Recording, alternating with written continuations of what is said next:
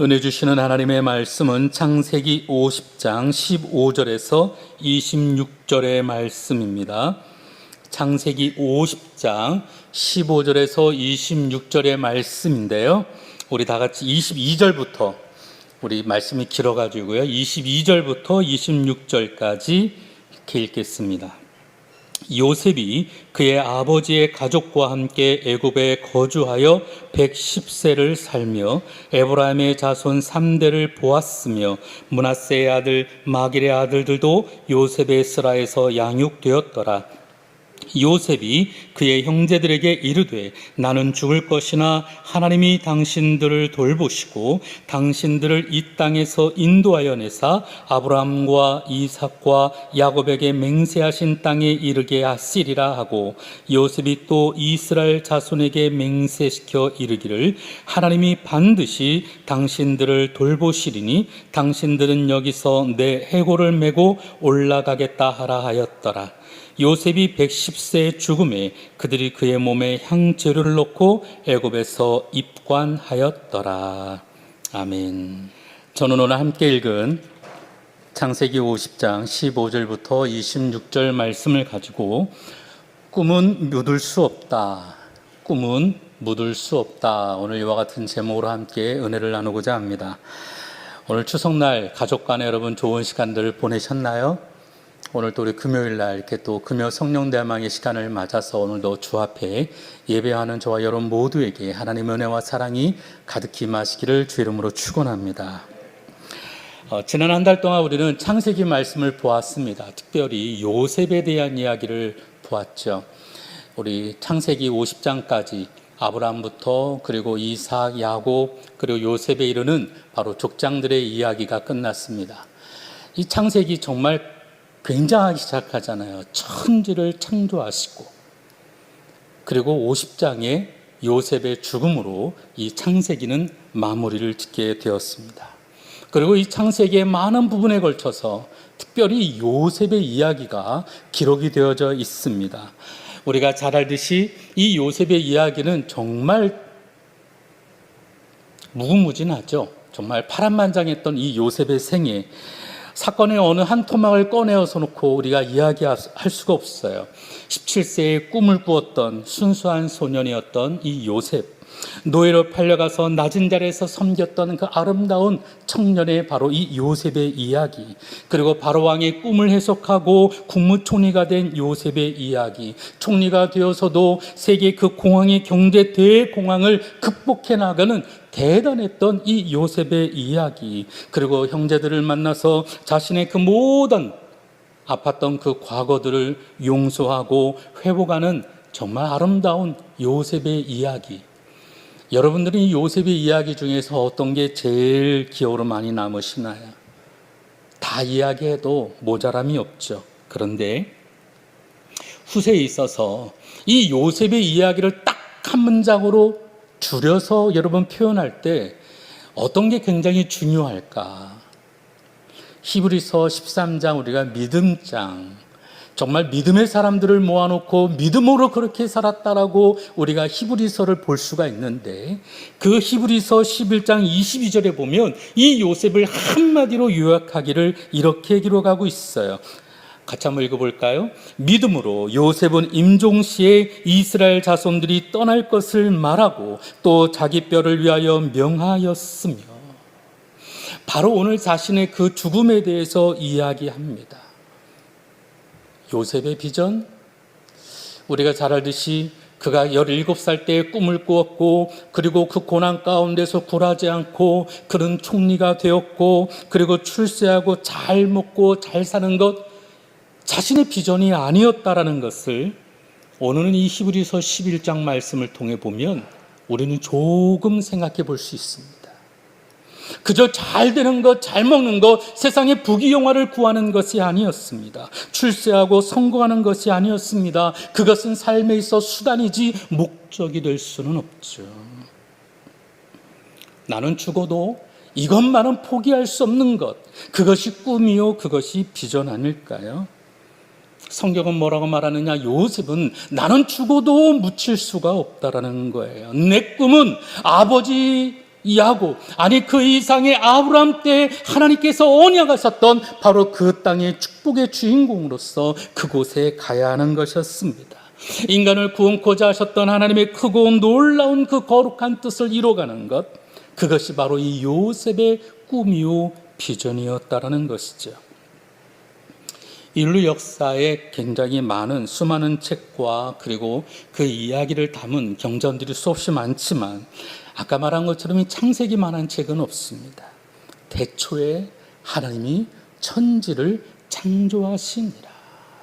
사람을 만드셨고 온 모든 만물들을 만드시고 운행하시는 하나님의 거룩한 기록이 이 창세기부터 시작을 하죠. 그렇게 시작했던 이 창세기의 마지막은 두 건의 장례식으로 마무리를 짓습니다. 야곱의 장례식과 그리고 이 요셉의 장례식이 나타납니다. 마지막 절 50장 26절에 이 요셉의 관을 입관하였더라 이렇게 표현하고 있어요. 먼저 창세기 50장 전반부에 아버지 야곱의 장례식이 기록되어 있습니다. 이 요셉에게 있어서의 그 아버지가 죽었어요. 어렸을 때 자신의 꿈의 이야기를 들어주었고 그리고 그것을 응원해 주었고 그 꿈을 소중히 여겨주었던 그 아버지, 그 사랑하던 아버지가 죽게 되었습니다. 채색 옷을 입혀주시며 자신을 유별나게 사랑했던 그 아버지가 죽게 되었습니다. 아무도 자신의 그 꿈을 이야기를 믿어주지 않을 때에도 오직 한 사람 자신의 꿈을 믿어주었던 그 아버지, 요셉이 죽은 줄 알고 평생을 가슴앓이를 하던 그 아버지였습니다. 사랑하는 요셉이 살았다라는 그 말에 한 걸음에 달려와 끌어안고 통곡하던 그 아버지, 그 요셉의 눈에 눈물이 마르기 전에 아버지가 죽게 되었어요. 요셉은 아버지의 유언대로 아버지의 시신을 가나안 땅으로 모시고 갑니다.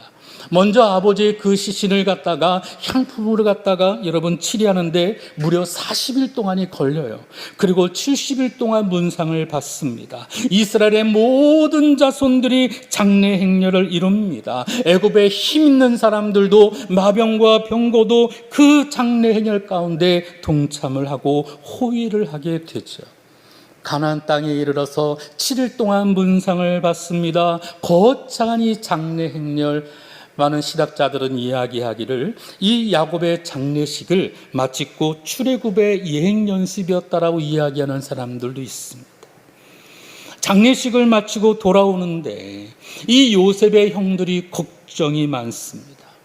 아버지가 살아계실 때는 그래도 체면을 봐서 우리를 긋다가 좀 용서도 하고 또 이해도 해주고 그러는 것 같지만 자신에게 노예로 팔아치운 이 형들을 과연 가만히 놔둘까? 형들이 걱정합니다.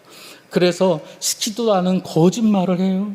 그러면서 말하기를 아버지가 살아계실 때 요셉에게 말해서 어떤 일이 있어도 형들의 죄를 묻지 말라 이렇게 얘기했다고. 동생한테 그렇게 얘기해요. 아니 그럴 것 같으면 요셉에게 직접 얘기를 하지 왜 형들한테 따로 이야기했겠어요. 요셉이 그 이야기를 듣고 통곡을 합니다.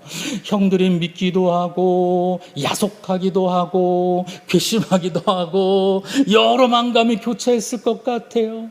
그랬더니 그 통곡하고 운다고 하는 요셉의 말을 듣고 형들은 또 괜히 긁어부스럼 만든 건 아닌가 걱정돼서 또 뛰어옵니다. 18절에 이렇게 말합니다. 우리는 당신의 종들이다.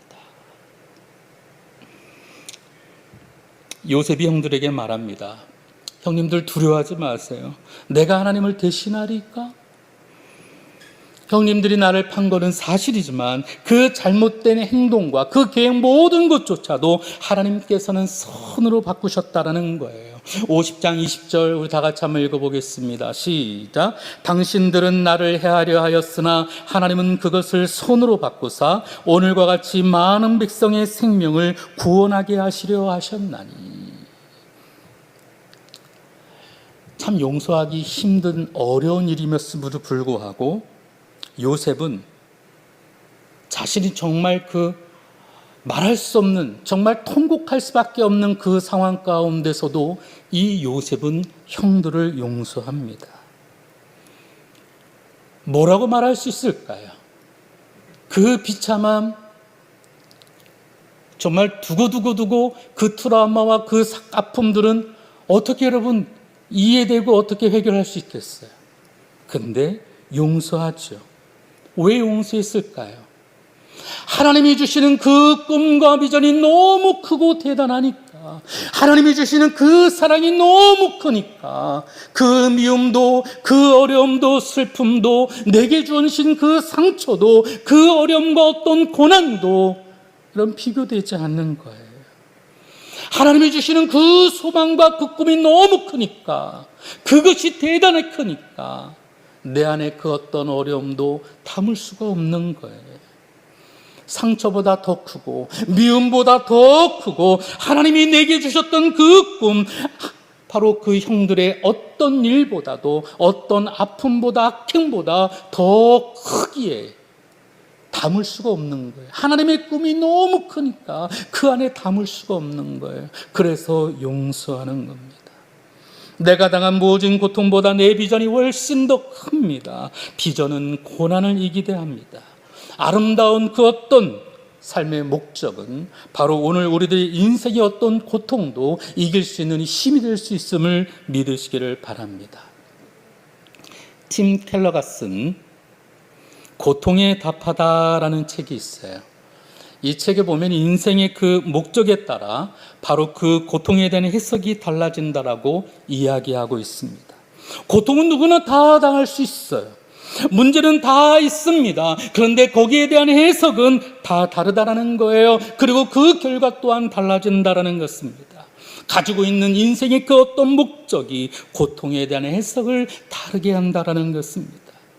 비전이 우리 삶에 있었던 어떤 문제보다도, 어떤 고난에 대한 것도 여러분 다르게 만들어 간다라는 거예요. 이 팀 켈러가 쓴 고통에 답하다의 원 제목은 Walking with God through pain and suffering. 고통, 아픔, 슬픔, 이 모든 것들이 바로 하나님과 나와 함께 걸어가게 하는 이유가 되어진다는 거예요. 하나님과 인생의 걸음을 동행하는 길이 뭐냐? 그것은 바로 우리 삶에 있어서 고통과 고난이 하나님과 우리 인생을 동행하게 하는 이유가 되어진다는 거예요. 고통을 통해서 하나님과 동행하는 법을 배우는 것, 이게 믿음의 사람, 하나님의 사람들의 특징이 되어진다는 것입니다. 우리가 고난의 풀무 속에 던져진다 할지라도 하나님은 그냥 외면하는 것이 아니라 그 자리에, 우리 삶의 그 속에 우리 주님은 함께 오셔서 우리를 위로하시고 우리를 붙드시고, 고난이 모질면 모질수록 하나님은 더욱더 우리와 가까이 하신다고 하는 걸 믿으시기를 바랍니다. 다니엘서 3장 23절입니다. 이 세 사람 사드락과 메삭과 아벳느고는 결박된 채 맹렬히 타는 풀무불 가운데 떨어졌더라.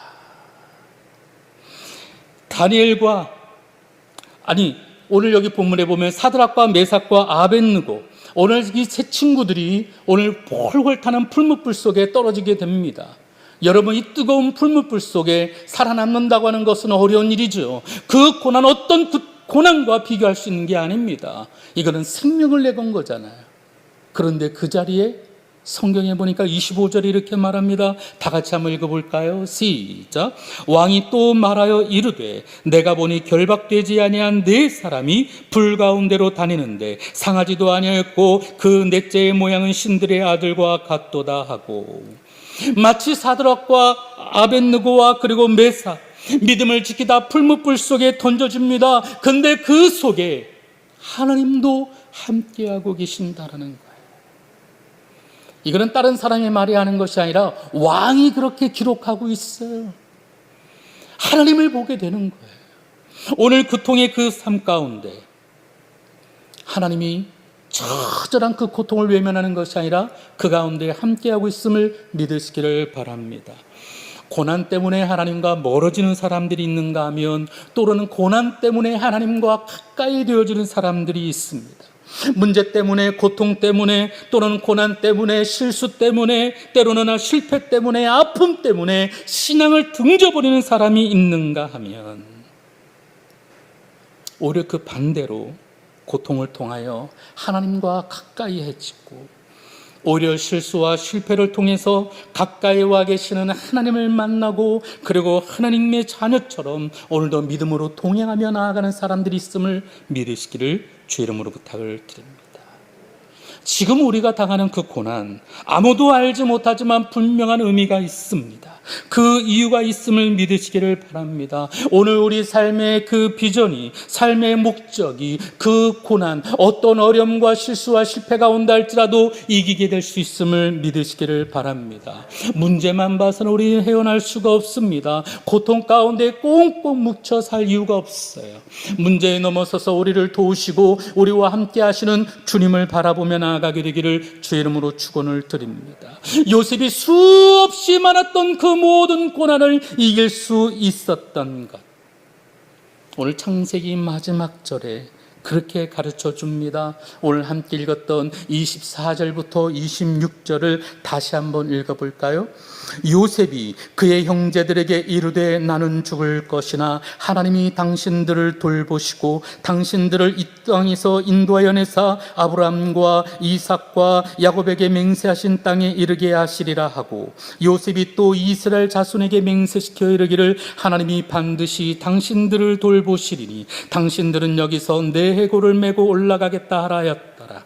요셉이 110세의 죽음에 그들이 그의 몸에 향재료를 넣고 애굽에서 입관하였더라. 요셉은 자신이 죽으면 그 땅에 묻지 말고 아브라함의 약속하셨던 가나안 땅, 그리고 자신의 아버지가 묻혀있는 그 야곱이 묻혀있는 그 가나안 땅에 장사해 달라는 것이었습니다. 모든 자손들이, 애굽의 고관 대작들이 수많은 군대가 옹이하고 가나안 땅에 가서 시신을 묻고 돌아왔을 때, 애굽의 그리고 자신의 그 삶의 모든 여정 가운데 마무리 질 때 이스라엘 백성들에게 다시 한번 부탁하는 거예요. 나를 이 애굽 땅에 묻는 것이 아니라 고향이었던 바로 그 땅에 묻어달라는 것이었습니다. 왜? 나는 비록 떠돌이처럼 지금 이 순간에 애굽에 와 있지만, 먼 이방 나라의 총리가 되어 있지만, 그러나 내가 가야 할 그곳, 그 땅, 하나님이 언약하셨고 아브라함과 이삭과 야곱에게 축복하셨던 그 땅, 그 땅의 주인으로서 나도 가겠다는 거예요. 나뿐만이 아닙니다. 그곳에 통하여 하나님의 축복이 이어지고 또한 다윗을 통하여, 이제 족장들은 다 끝났지만 그 이후에 사사를 넘어서서 이제 그곳에 열왕들을 통하여, 그리고 그곳에 메시아를 통하여 구원하시고자 하시는 하나님의 그 놀라운 그 뜻을 혹시 본 것은 아니었을까? 요셉의 꿈은 그랬습니다. 내가 죽으면 나를 입관해서 잘 놔뒀다가 그리고 가나안 땅을 향해 갈 때 그곳에 묻어 달라는 것이었습니다. 이것이 아브라함의 꿈이었고 내게 주신 꿈이었다라는 거예요. 그리고 그 관을 메고 가라는 것이었습니다. 애굽의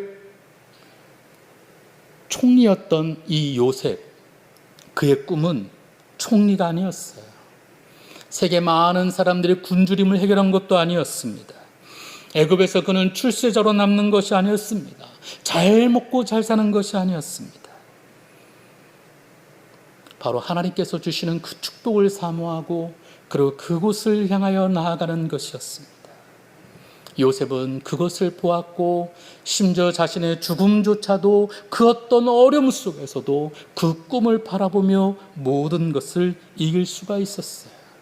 심지어 형들을 용서할 수 있었습니다. 그들이 못났지만, 그들의 실수가 내게 아픔을 주었지만 나 혼자 이룰 수 있는 것이 아니었기에 그들에게 나의 삶도 부탁하고 그 꿈을 이루고자 했던 것이었습니다. 내 자식이 내 마음을 아프게 하지만, 속상하지만, 끊임없이 힘들지만, 그러나 그들을 축복하고 함께 살아야 하는 것은 바로 그들을 통해 나의 꿈과 비전을 이루어 가게 하기 때문에 그렇습니다. 여러분의 남편이 오늘 우리를 힘들게 하고 아플 수도 있게 합니다. 또는 우리 아내가 나를 힘들게 하고 속상할 때도 있습니다. 그러나 우리가 용서하고 축복해야 되는 것은 나 혼자서는 이룰 수 있지 않아요. 우리가 함께 더불어 가야 하기 때문에 그렇습니다. 요셉은 관에 입간했지만 혼자서 가나안 땅에 갈 수 없어요. 그래서 끊임없이 용서하고 품었고 그들과 함께 가기를 원했습니다. 여러분, 추석을 맞이해서 우리 예전부터 추석에는 우리가 차례라는 것을 지냅니다. 과거의 조상들을 떠올리고 그리고 그들에게 대해서 감사하고 그리고 현재 주신 또 여러 가지 물질에 대한 것, 지금까지 돌보신 모든 것들에 대한 감사를 더불어서 차례를 지냈죠. 요셉이 죽고 난 다음에 모세가 여호수아에 보면 24장 32절에 가나안 땅에 들어갈 때까지 그 믿음의 여정들이 나오죠. 그 세월이 무려 400년이 넘습니다. 이 400년 동안 그 관을 보면서 이스라엘 자손들은 대를 이어서 저 요셉의 관을 우리가 출애굽해서 가나안 땅을 갈 때 반드시 가지고 가야 한다라는 것을 이야기했을 거예요. 어떻게 400년이 지났는데 생각해 보세요. 400년이 지났습니다. 어떻게 그 관을 메고 갈 생각을 했을까요? 요셉의 그 마지막 유언 한마디 때문에 그렇게 갈 수 있을까요? 그게 얼마나 대단한 거라고. 관을 갖다가 여러분 아무 데서나 묻으면 되지. 사람 죽으면 여러분 아무 데서나 땅 파고 묻으면 되지. 그게 얼마나 대단한 거라고. 근데 이스라엘 백성들은 달랐습니다. 그들의 요셉을 향했던 그 사랑은 달랐어요. 그가 끊임없이 그 지금까지 있었던 수많은 업적, 여러분 이거에 비할 수 없이 요셉의 마지막 꿈과 비전은 그의 자녀들과 또한 그의 자녀들과 더불어 그의 자녀들에 이어지기까지 끊임없이 이어져 왔다라는 것입니다. 요셉의 비전은 결코 땅에 묻을 수가 없었습니다. 외면할 수가 없었습니다. 요셉의 시신이 미라가 되어서 여러 가지 향물 갖다가 가득 채워서 수많은 날 동안을 버텨옵니다. 4대가 흘러가고 모세가 태어나고 모세가 출애굽을 이루어낼 때까지 400년이라는 시간이 흐르게 되었습니다. 고센 땅 입구에 이스라엘 백성들이 정착했던 그 고센 땅 입구에 그 요셉의 관이 모여져 있었습니다. 자녀들이 태어나서 물어봅니다. 아빠, 저 관이 뭐예요? 저게 뭐예요? 저것은 우리의 누구의 요셉의 관인데, 이 요셉이 어떤 사람이냐면 하나님의 사람이었고, 그는 어떤 사람이었냐면 애굽의 총리가 되기까지 정말 어떤 고난에도 굴하지 아니하고 하나님의 꿈과 비전으로 가득한 사람이어서 어떤 사람이라도 용서할 만큼 그의 꿈은 정말 위대한 것이었어. 그리고 그 마지막의 꿈의 여정은 우리의 고향인 가나안 땅에 가는 거야. 나중에 너가 커서 가나안 땅에 갈 때 반드시 저 관을 가지고 가야 한다. 이것이 대대에 이어서 요셉의 꿈이 이어지기 시작을 했습니다. 그리고 그 땅이 어떤 땅이냐? 아브라함을 통하여, 이삭을 통하여, 야곱을 통하여 하나님이 맹세하시고 언약하셨던 그곳이었다라는 것을 가르쳐 주었습니다. 그리고 언젠가 우리가 그 땅을 향하여 나아갈 때 우리 혼자가 아니라 그분과 함께 더불어 나가야 한다라는 것을 이야기합니다. 모세에게 하나님이 임하여 이 백성을 인도하여 내실 때 모세가 애굽을 떠나고 그리고 그 바로에게 말하여서 가나안에 나갈 때, 출애굽을 시작할 때 그 요셉의 유고를 메고 광야로 갑니다. 요셉의 비전은 결코 땅에 묻을 수 있는 게 아니었습니다. 광야 40년 동안을 그 관과 함께 더불어 믿음의 여정을 했어요. 여러분 생각해 보세요. 지금처럼 교통편이 좋은 곳도 아니잖아요. 광야라고 하는 것이 높고 낮은 곳, 산 넘고 물 건너 가야 되는 그런 곳이에요. 그런 곳에 관을 메고 나아간다는 것, 그 관이 여러분 그냥 저기에 있겠어요?